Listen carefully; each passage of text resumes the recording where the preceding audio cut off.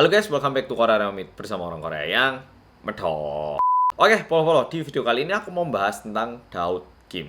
Tapi sebenarnya di video kali ini aku bukannya mau membahas dia itu orangnya gimana, tapi aku lebih pengen membahas ataupun membagikan bagaimana reaksi di Korea sendiri dan juga berita-berita seperti apa yang beredar di Korea tentang Daud Kim ini. Dan di luar itu, aku juga pengen membicarakan semua keramaian yang pernah terjadi berhubungan dengan Daud Kim ini. Jadi semuanya bakal tak rangkum biar follow-follow bisa paham secara keseluruhan melalui satu video kali ini. Oke, langsung kita mulai. Orang yang mau kita bahas hari ini bernama Daud Kim, tapi sebenarnya nama aslinya adalah Kim Jae-hwan. Laki-laki kelahiran tanggal 9 Januari tahun 1992. Dan berdasarkan informasi yang aku dapat, dia ini lulusan Universitas Dankuk yang ada di kota Cheonan. Dan di luar itu, mungkin buat follow yang pernah ngikutin udah tahu bahwa dia ini pernah nikah dan punya satu anak. Dan di luar itu mungkin follow udah tahu dia ini memiliki cukup banyak follower di berbagai platform YouTube, TikTok, Instagram. Sekarang mari kita mulai berita-berita negatif apa aja yang pernah ada berhubungan dengan Daud Kim ini.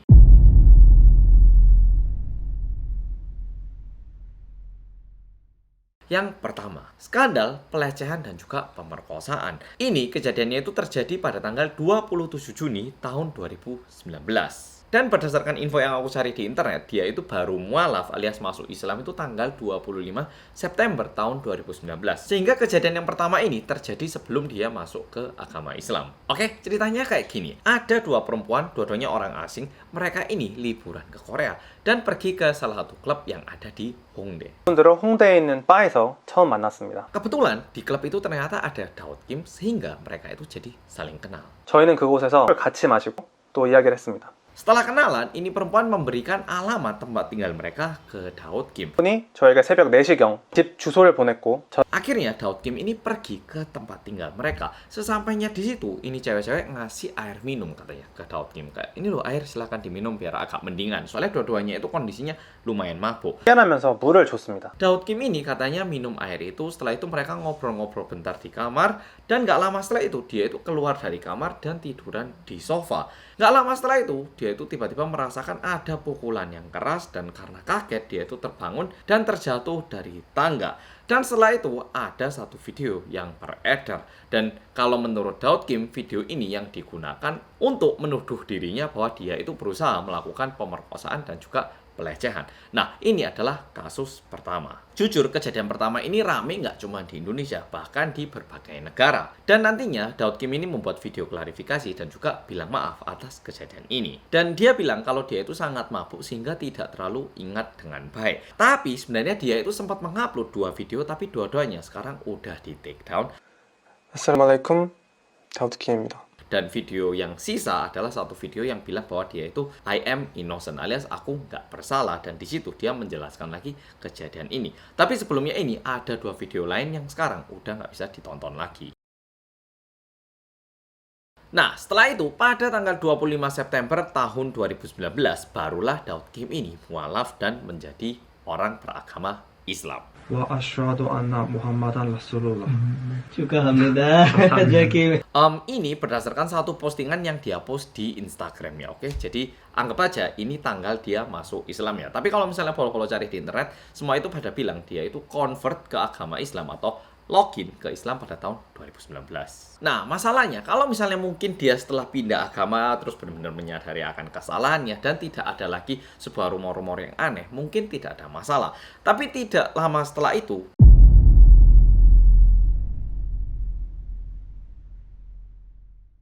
di awal tahun 2020 pada bulan Januari ada seseorang yang pergi ke klub dan di situ dia itu ketemu Daud Kim yang kondisinya udah lumayan mabuk. Sehingga dipertanyakan, loh katanya udah masuk Islam tapi ini kok mabuk-mabukan di klub lagi. Udah gitu mabuknya lumayan berat. Dan karena kontennya Daud Kim ini memang tentang agama Islam, bener-bener kayak dia ini orang yang menjadi agama Islam gitu. Sehingga penontonnya mungkin kecewa dan ini ramenya itu di Twitter atau kalau sekarang itu dikenal sebagai X. Nah, muncullah postingan yang ini. Setelah itu ada lagi rumor yang lumayan menarik. Sebenarnya hingga saat itu cukup banyak orang-orang itu mengira Daud Kim ini masih single dan juga orang yang jiwanya itu terlalu bebas gitu.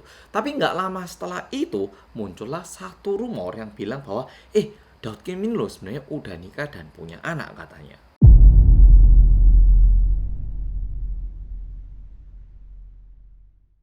Dan ternyata betul Daud Kim ini udah menikah dengan seorang perempuan bernama Mia. Ini kalau misalnya polo-polo cari di internet itu nggak muncul. Nama lengkapnya itu Mia Sharsenova Lee gitu. Ini kalau misalnya polo-polo cari di Insta di mana itu nggak terlalu banyak, tapi aku menemukan satu page Instagram yang mungkin dulunya itu dipakai bareng gitu. Kayak gini, dia ini kesannya bukan orang Korea. Mungkin kalau nggak orang Rusia, orang Ukraina gitu. Kesannya ini aku nggak yakin karena informasinya lumayan terbatas. Dan kalau berdasarkan Mia ini, dia ini mengalami kekerasan dalam rumah tangga, dipukul gitu sama Daud Kim, dan bahkan tidak diberi biaya hidup gitu. Padahal mereka ini juga punya anak katanya. Bahkan ada juga pernyataan dari Mia yang bilang bahwa setelah Daud Kim ini mulai terkenal, Mia itu kayak dipaksa untuk mualaf. Bukan disuruh karena imannya itu benar kayak ya Islam itu benar, tapi katanya kalau berdasarkan Mia itu lebih kayak ya kamu pura-pura aja lah mualaf gitu. Nah, katanya kayak gitu. Namun jujur, informasi tentang ini pun hingga saat ini lumayan terbatas. Tapi ada satu postingan kayak gini yang mungkin bisa polo-polo cari. Ini menariknya adalah, ini adalah pembicaraan antara Daud Kim dengan mama mertuanya.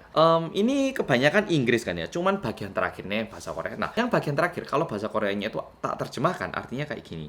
Oh ibu, nggak usah aneh-aneh bu. Ibu nggak tahu tak kalau nulis komen-komen kayak gini nanti bisa saya tuntut. Udahlah nggak usah gitu. Nah terus ibunya itu nge-reply lagi di sini. Sampai kamu benar-benar cerai, aku ini masih ibu mertua kamu. Aku ini nenek dari 2 anak putra kamu. Kamu emangnya nggak diajarin tadi Islam untuk menjadi orang yang baik kepada ibu mertuamu? Kayak gini ini juga terus ada bahkan setelah dia ini mualaf.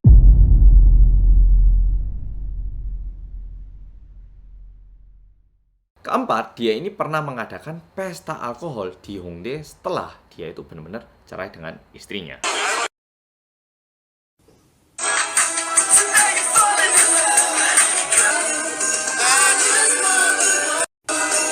Jadi setelah Daud Kim dengan Mia ini benar-benar cerai di akhir tahun 2021, ya bulan Desember itu, bukan cuman karena dia itu orang Islam tapi pesta minum alkohol. Tapi waktu itu merupakan masa-masanya lagi rame COVID dengan varian Omicron. Sehingga ini lagi COVID, udah gitu dia minum minuman alkohol, udah gitu dia ini katanya Islam. Kok gini? Kayak gitu.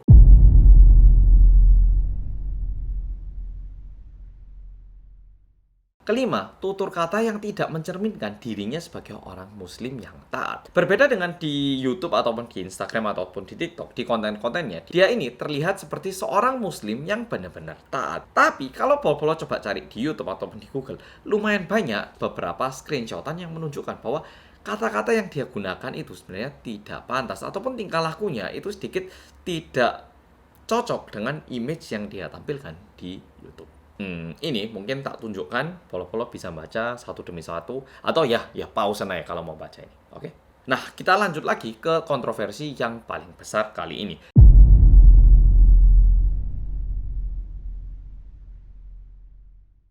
Yaitu masalah pembangunan masjid di Incheon. Ini kejadiannya masih belum terlalu lama. Pada tanggal 13 April tahun 2024, dia itu ngepost satu video bilang bahwa dia ini akhirnya membeli sebuah tanah untuk membangun masjid seperti yang dia impikan. Dan untuk memperlancar proses ini, dia juga meminta bantuan dari para netizen, yaitu dengan cara meminta bantuan secara finansial. Nah, di situ dia juga menuliskan akun PayPal dan juga akun rekeningnya. Awalnya terkesan kayak cukup banyak orang-orang yang mendukung apa yang dilakukan oleh Daud Kim ini. Karena ya memang benar sih, kalau misalnya dilihat sebagai orang Islam, apalagi di Korea ini kan cukup minor ya agama Islam. Ada seorang Korea yang berusaha untuk memperkenalkan Islam lebih lagi. Tentunya cukup banyak orang-orang bakal mendukung ya toh. Tapi masalahnya tidak lama setelah itu, orang-orang itu mulai bertanya, loh tapi bangun masjid itu emang segampang itu tak? Karena kita pikirkan aja di Indonesia, untuk membangun tempat ibadah, ada yang namanya surat-surat, proses, ada juga peraturan yang harus ditaati ya toh. Nggak karena kayak aku pengen bangun gereja ataupun pengen bangun masjid,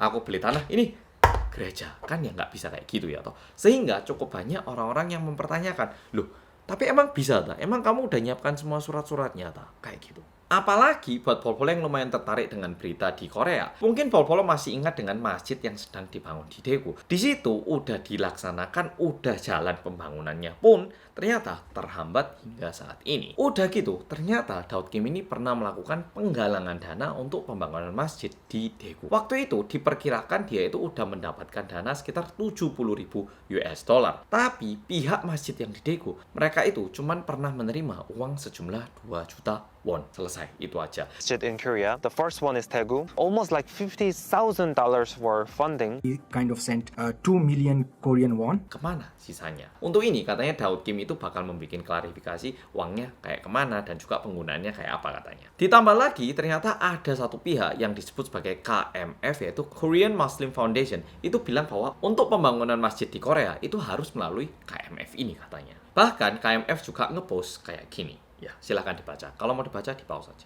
Dan sebenarnya dokumen yang dia tunjukkan di Reels itu sebenarnya merupakan surat perjanjian kontrak, bukan surat bahwa dia itu udah benar-benar punya. Sehingga 1 minggu setelah itu, pada tanggal 20 April tahun 2024, pemilik tanah bilang bahwa dia itu pengen membatalkan penjualan tanahnya ini kepada Daud Kim. Karena kondisinya hingga saat itu cuman sebatas deposit yang dibayarkan. Masih belum balik nama, pembayaran juga belum lunas. Sehingga bisa dibilang apakah masih mungkin masjidnya ini dibangun sesuai apa yang dia janjikan? Itu masih menjadi sebuah pertanyaan. Ditambah lagi ukuran tanah yang awalnya mau dia beli itu ukurannya sekitar 66 meter persegi. Dan ditambah lagi untuk membangun tempat ibadah itu ada syarat lebar jalannya itu harus 3 meter. Namun tempat yang dia beli ini tidak mencukupi persyaratan itu. Habis gitu, kebetulan dia itu pernah interview langsung dengan salah satu stasiun TV JTBC. Nah, di situ dia itu bilangnya kayak gini. Rencana saya di situ bikin tempat rekaman dan juga ada tempat doanya kecil.